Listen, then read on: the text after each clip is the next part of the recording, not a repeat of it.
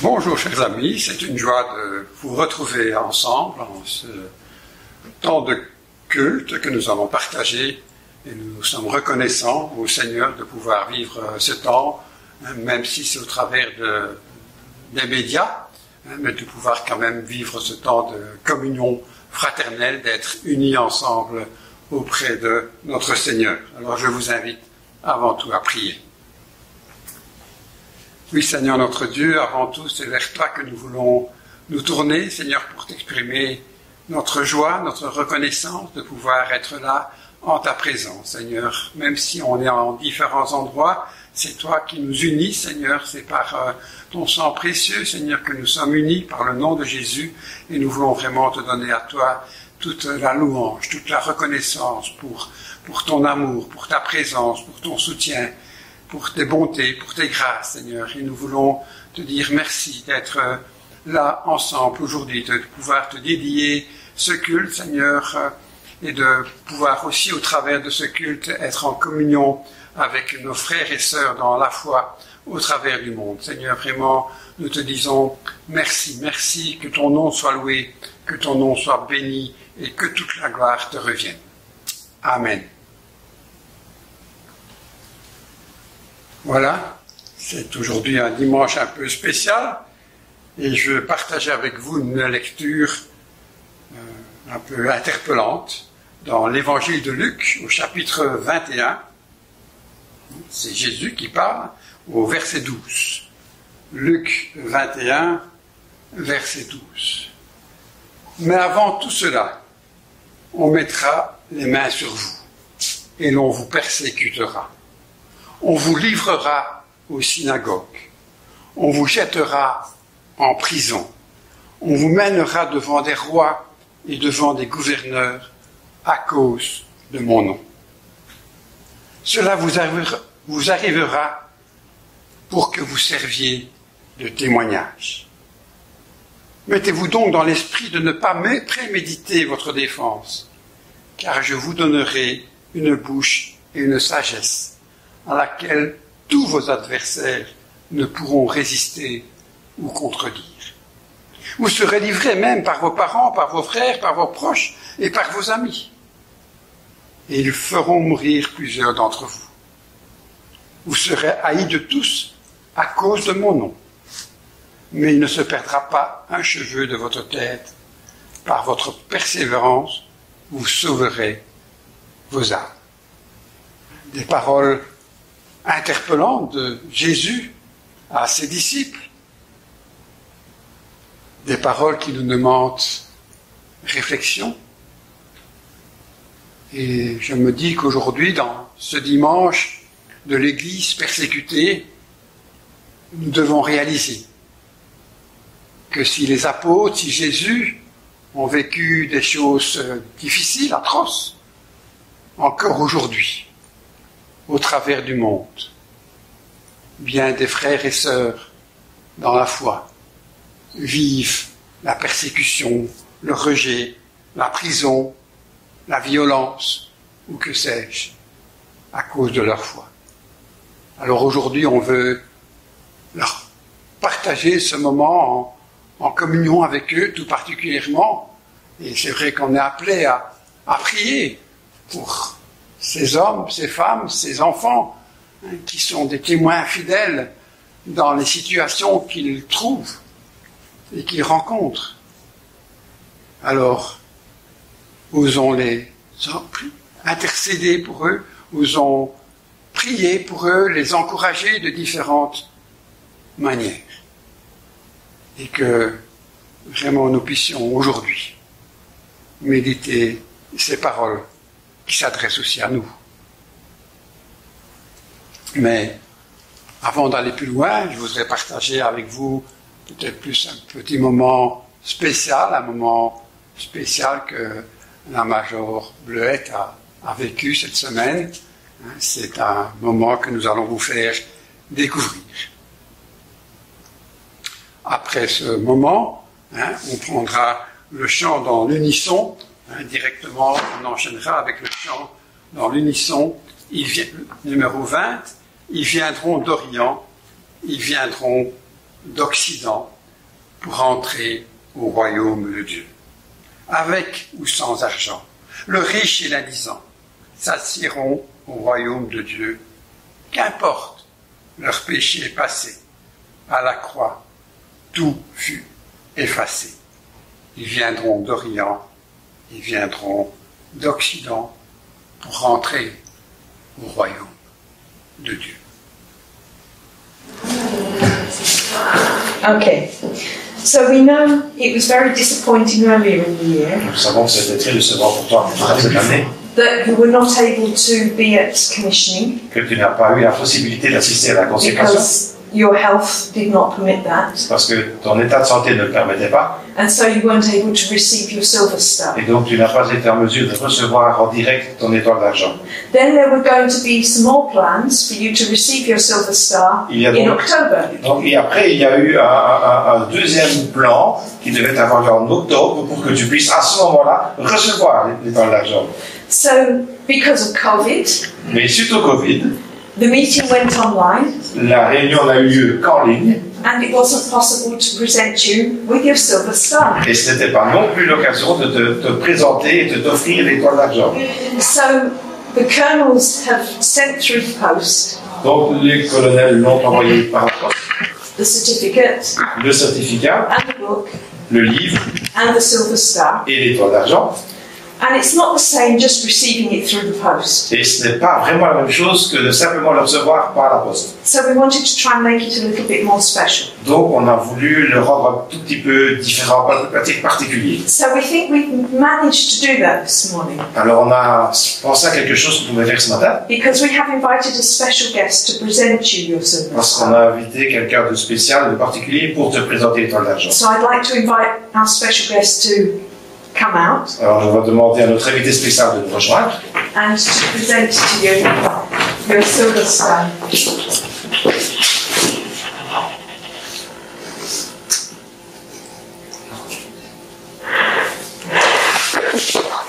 So Renee, cadet, no, not cadet, Lieutenant Renee Estevina, Estevina, please, with great pleasure, can you present your mother with her silver star? peux-tu présenter l'étoile d'argent à ta maman?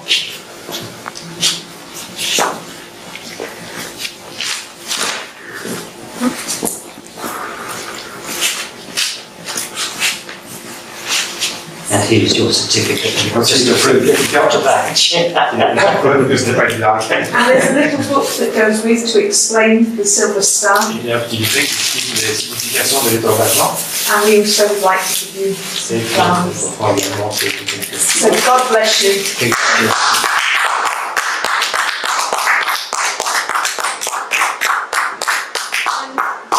As I'm not in your social bubble, I can't give you a hug. Parce que je fais pas partie de ta vie sociale, je ne peux pas prendre avec moi. We say God bless you. Que Dieu te bénisse. And God Good to bless see you, you, Renee. Renee. Good to see you. Good to see you. Yeah. And thank you. Thank you, Frank.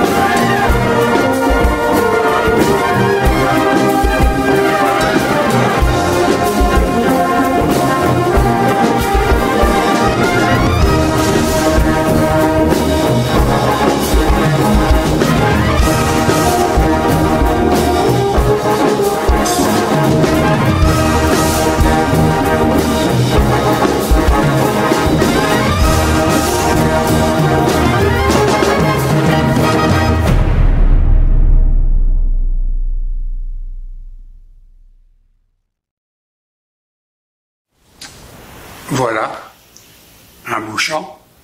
J'espère que vous avez aussi un peu pu profiter de ces moments un peu particuliers que nous avons vécus avec la Major. Comme vous le savez, elle n'avait pas pu être présente lors de la consécration de l'ENAIC à Paris. Et donc, la Major Starnet et le Major Starnet ont eu à cœur de faire un petit moment spécial ici dans la salle. J'aimerais qu'ensemble on puisse continuer ce culte en lisant dans l'évangile de Matthieu au chapitre 5. Matthieu, chapitre 5, nous lirons les 12 premiers versets. Matthieu 5. Voyant la foule, Jésus monta sur la montagne. Et après qu'il se fut assis, ses disciples s'approchèrent de lui.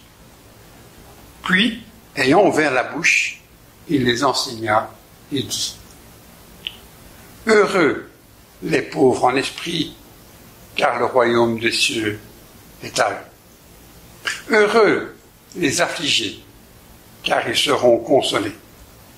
Heureux les débonnaires, car ils hériteront la terre. Heureux ceux qui ont faim et soif de justice, car ils seront rassasiés. Heureux les miséricordieux, car ils obtiendront miséricorde. Heureux ceux qui ont le cœur pur, car ils verront Dieu. Heureux ceux qui procurent la paix, car ils seront appelés fils de Dieu. Heureux ceux qui sont persécutés pour la justice, car le royaume de Dieu est à eux. Heureux serez-vous lorsqu'on vous outragera, qu'on vous persécutera, qu'on dira faussement de vous toutes sortes de mal à cause de moi. Réjouissez-vous et soyez dans l'allégresse, parce que votre récompense sera grande dans les cieux, car c'est ainsi qu'on a persécuté les prophètes qui ont été avant vous. Que Dieu bénisse sa parole, paroles qui sont le début de ce sermon sur la montagne que Jésus a partagé, non seulement avec ses disciples, et on suppose que la foule était là aussi, quand on voit ce passage, voyant la foule, nous est-il dit, Jésus monta sur la montagne, et après que ses disciples furent assis et s'approchèrent de lui, il commença à les enseigner, mais on suppose que la foule n'est pas partie pour autant, elle s'est certainement aussi approchée. Et c'est vrai qu'en pensant à ces paroles du début du ministère de Jésus, il m'est difficile de comprendre ce que ses disciples, ce que la foule qui avait l'air d'être présente ont pu comprendre en entendant ces paroles. Heureux. Et si on va voir un peu dans les racines grecques, on va réaliser que c'est heureux, bienheureux, béni par Dieu. Et là, je crois que c'est un peu une forme d'existence de grande valeur que décrit Jésus. Béni par Dieu. Dans la vie présente, mais aussi pour l'éternité.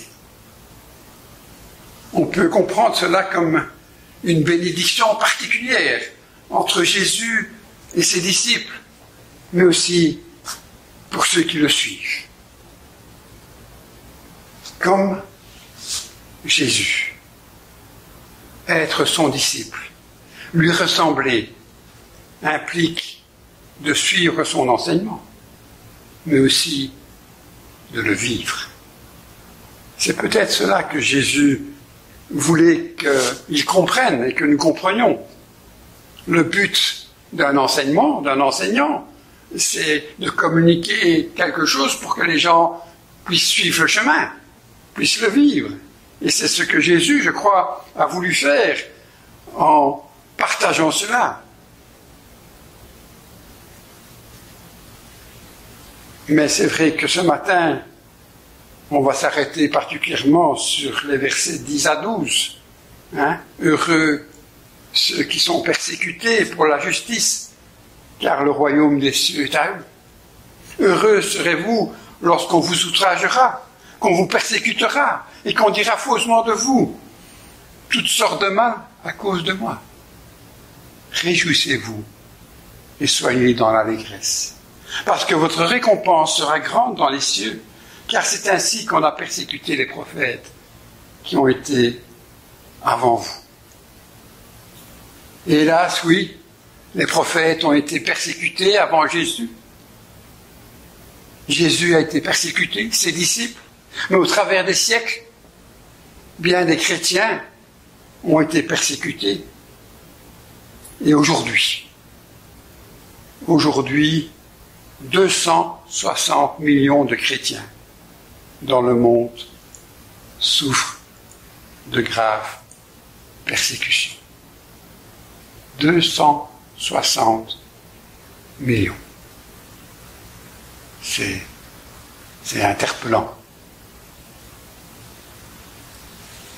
Dans les États où l'état de droit, la gouvernance sont inefficaces, les communautés chrétiennes touchées ne sont pas protégées par leur gouvernement.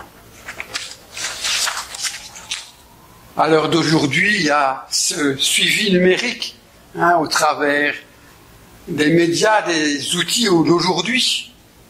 Et donc la surveillance est là d'autant plus importante et les États autoritaires restreignent déjà sévèrement la liberté religieuse et ont la possibilité d'augmenter le contrôle grâce à la technologie, à l'intelligence artificielle, la technologie biométrique, tous des outils qu'ils peuvent utiliser.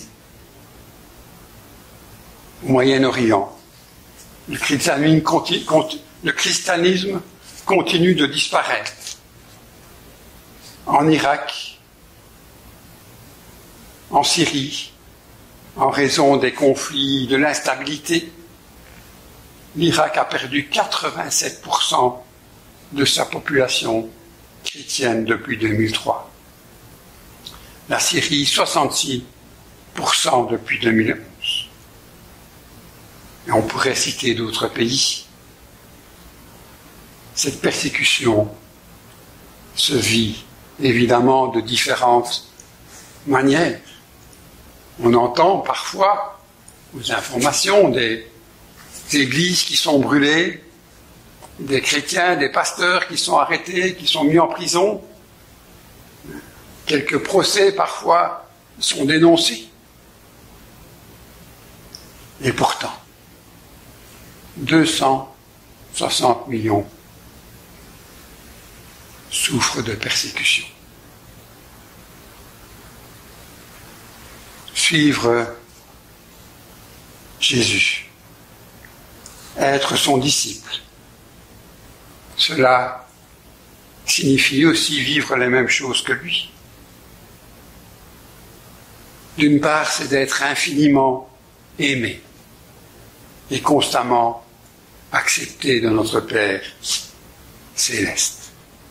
C'est là quelque chose de tellement précieux, savoir cet amour que Dieu a pour chacun, comme il l'avait pour Jésus. Et il l'a toujours. Mais aussi vivre une opposition de la part des ennemis, et je dirais des ennemis de Dieu. Jésus lui-même a été persécuté dès sa naissance. Le roi Hérode en voulait à sa vie. Il s'est réfugié en Égypte. Adulte, ce sont Antipas, fils d'Hérode, les pharisiens pieux, les prêtres sadducéens et l'occupant romain qui l'ont persécuté et tué. Au nom de la justice, les gens ne supportaient pas la parole de Dieu incarnée en Jésus. Cette parole faite chair.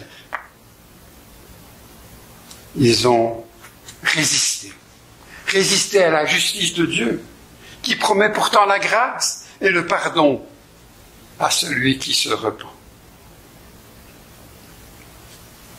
Jésus et ses disciples disent dans la parole, Ne vous étonnez pas si vous êtes traité comme votre Seigneur l'a été. Vous lui appartenez d'une manière particulière. Et plus encore dans la souffrance et dans les combats. Jésus donne aussi la raison de cette persécution. À cause de mon nom. Jésus ne cache pas les choses. Cela arrive à cause de lui et à cause qu'il n'est pas reconnu comme fils de Dieu. Et voilà, pourtant Satan, qui s'était déchaîné déjà à la naissance de Jésus au travers d'Hérode, se déchaîne depuis le début du temps et contre les prophètes, contre Jésus, contre les disciples et contre l'Église tout au travers des siècles. Et on sait qu'il s'est déchaîné sur Jésus même jusqu'à la mort. Mais à cette mort, il était vaincu car Jésus est ressuscité. Il est vivant. Et ça, je crois que c'est quelque chose qui doit aussi être pour nous tellement important. Jésus est vivant. Il est ressuscité. Il est là avec nous tous les jours, dans ce qu'on est, dans ce qu'on vit, dans ce qu'on partage. Mais c'est vrai que même si Satan a été défait à la résurrection, il se déchaîne encore au travers des siècles. Et encore aujourd'hui, il se déchaîne contre les enfants de Dieu, contre l'Église. Et c'est là que nous sommes appelés à fixer nos yeux, notre espérance sur Jésus. Jésus qui annonce le royaume de Dieu. Et c'est là pour nous aussi notre espérance. Il y a ce royaume de Dieu qui est venu, le dit Jésus, mais qui va s'installer, qui va être une réalité. Aujourd'hui, pour nous, c'est par la foi. Mais un jour, nous viendrons d'Orient, nous viendrons d'Occident, et tous ensemble, nous pourrons le louer. Et je crois que ces hommes, ces femmes, ces enfants qui vivent la persécution placent leur confiance, leur foi. Et c'est là qu'ils trouvent la force, la paix et l'amour du Père. C'est dans ces moments-là qu'ils sont renouvelés par Jésus, leur Seigneur et leur Maître. On est bouleversé lorsqu'on entend le témoignage de l'un ou de l'autre qui ne baisse pas les bras, qui vient de passer un temps en prison et à peine sorti de prison, il reprend la parole, il retémoigne. Quelle force qui vient de Dieu. Cela m'interpelle. Réalisant la liberté que nous avons dans notre société, est-ce que ma foi en Jésus, là où ma foi est acceptée, tolérée, mais l'est-elle parce que je me noie dans la foule? Oui, j'annonce la parole dans certaines circonstances, librement. Mais est-ce que j'ose affirmer ma foi et la partager comme ces hommes, comme ces femmes? La vivre comme le disciple du Maître. Cela nécessite certainement une réflexion personnelle de la part de chacun de nous. Satan sait que sa fin approche. il est de plus en plus à se déchaîner, et notamment face aux minorités chrétiennes qui sont disséminées dans le monde, mais qui affirment leur foi en Jésus. Cela veut-il signifier que l'Église du Christ n'est pas attaquée là où elle ne témoigne pas clairement de Jésus, là où elle est prête au compromis, s'adapte aux circonstances et ne présente plus de danger pour l'ennemi? Tout cela mérite réflexion, certainement, mais nous encourage et nous amène aussi à soutenir dans la prière, financièrement, voire aussi par un courrier, ces hommes, ces femmes qui vivent des temps difficiles au travers de l'organisation Porte Ouverte qui est auprès de ces hommes, de ces femmes qui essaient de leur apporter quelque chose.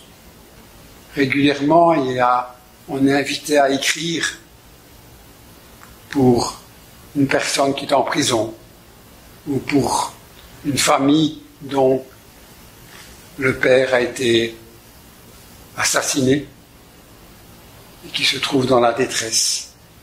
Savoir que l'on pense à eux, que l'on prie pour eux, est déjà peut-être quelque chose d'important que chacun de nous pourrions faire. Et puis, je crois que aussi pour nous, oser être ce que nous sommes, disciples de Jésus. Disciples de Jésus, c'est aussi béni de Dieu, aimé de Dieu. Là où nous sommes, avec cette assurance qu'il est avec nous tous les jours et que le royaume de Dieu est pour ses disciples. C'est là le but que Jésus révèle, le but de la vie du disciple. L'apôtre Paul dira, « Je cours vers le but pour remporter le prix de la vocation céleste de Dieu en Jésus-Christ. » Philippiens 3, 14. Là où Jésus est allé après sa résurrection, ses disciples ont aussi leur place. Je vais vous préparer une place et je viendrai vous rechercher, dira Jésus. Son royaume a commencé depuis longtemps et sa promesse d'être avec nous tous les jours se réalise. Dans sa main, nous sommes en sécurité. Oui, c'est vrai que les mains du Seigneur, percées par la souffrance, sont marquées de nos noms. En Isaïe 49, 16, il nous est dit, « Voici, je t'ai gravé sur mes mains. » En lui, nous pouvons nous réjouir en toutes circonstances, car il est là, à nos côtés, et nous répète son amour. Et je crois que ces hommes, que ces femmes, ces enfants maltraités, rejetés, persécutés, sont bénis de Dieu tout particulièrement. Mais que si nous recherchons à vivre aujourd'hui cette vie de disciples et témoigner au monde de notre foi, nous aussi, nous sommes bénis de Dieu. Et nous œuvrons pour son royaume. Alors qu'ensemble, nous puissions nous unir avec nos frères et sœurs dans la foi, mais que nous puissions aussi nous unir dans le témoignage, dans la vie et dans l'amour. Amen. Voilà, je vous invite à prier. Oui, Seigneur, notre Dieu, nous sommes là devant toi, et c'est vrai, nous voulons être en communion avec nos frères et sœurs au travers du monde, qui vivent des temps de persécution, Seigneur, sous toutes différentes formes, Seigneur, mais nous voulons vraiment te les remettre, Seigneur, te demander vraiment qu'ils puissent avoir ces forces qui viennent de toi, Seigneur, cette assurance de ta présence à leur côté. Merci pour leur témoignage puissant, Seigneur, et permets qu'au travers de cela, Seigneur, des âmes soient touchées, Seigneur, que des hommes, des femmes puissent comprendre la largeur, la longueur, la hauteur, la profondeur de ton amour pour chacun. Seigneur, aide-nous aussi à être de vrais disciples, Seigneur, là où tu nous places, Seigneur. Oui, Seigneur, aide-nous à être fidèles, vrais, sincères, devant toi et devant les hommes. Seigneur, c'est entre tes mains que nous voulons remettre chacun ici qui partage ces moments avec nous et te remercier, Seigneur, pour ce que tu dis à mon cœur, à notre cœur, à chacun. Que toute la gloire te soit donnée. Amen. Je vous invite à être dans cet esprit de recueillement, à prendre ce chant bien connu, plutôt ce refrain bien connu du J'aime, dans le J'aime éternel, le 240. C'est un refrain bien salutiste, qui est connu, je crois, de beaucoup d'entre vous. Te ressembler, Jésus, c'est mon espoir suprême. Penser, agir, aimer, toujours plus comme toi. Te ressembler, Jésus, c'est mon espoir suprême. Par ton esprit, rends-moi semblable à toi.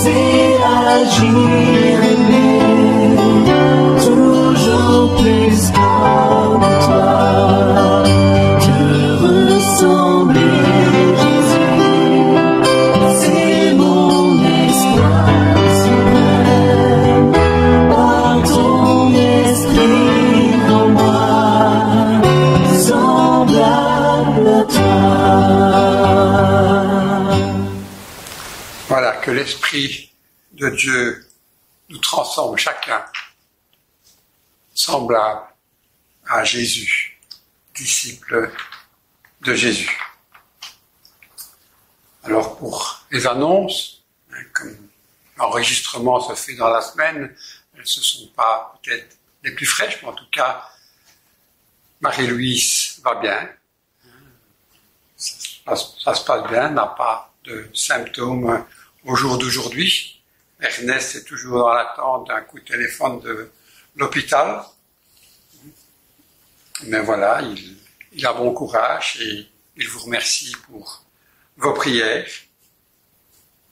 Et puis, cette semaine, nous aurons les activités du phare. Mardi, on aura le phare de 9h30 à 12h30. Mais alors, vu du confinement, on fait aussi l'action le vendredi, mais de 11h30 à 12h30, où là, il y a juste une distribution d'un repas. Alors, pour nos amis ligueux, il y aura quand même cette semaine la Ligue téléphone, via le téléphone, hein, au 02 315 49 01. Hein, les amis ligueuses, vous pouvez téléphoner à jeudi à 14h, de préférence avec vos téléphones fixes. Hein. Mais voilà, donc jeudi à 14h, il y aura la Ligue. Et puis mercredi, le 11, comme c'est un jour férié, donc il n'y aura pas de rencontre de prière. Alors je vous rappelle aussi que voilà, nous sommes dans un temps un peu particulier, mais le poste continue à fonctionner avec ses besoins. Et donc, si vous avez à cœur de soutenir le poste, n'hésitez pas non plus de faire un don sur le compte du poste, hein, en tant qu'une offrande du dimanche ou un soutien pour le poste. Merci d'avance pour ce que votre participation et votre soutien. On veut terminer ce culte par un beau chant, un chant qui nous appelle à être unis avec nos frères et sœurs dans la foi, mais unis au travers de notre Père. Un Père, unis-nous tous dans le GEM 297. Avant, je vais prononcer la bénédiction. Oui, Seigneur notre Dieu, nous voulons te rendre grâce et te remercier pour ta présence et ton amour. Et nous voulons te remettre, Seigneur, cette semaine qui est là devant nous, Seigneur.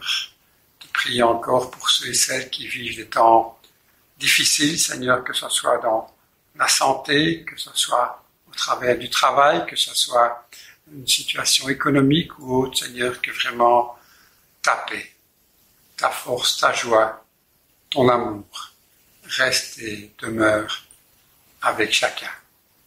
Dans le nom de Jésus, je vous bénis. Amen.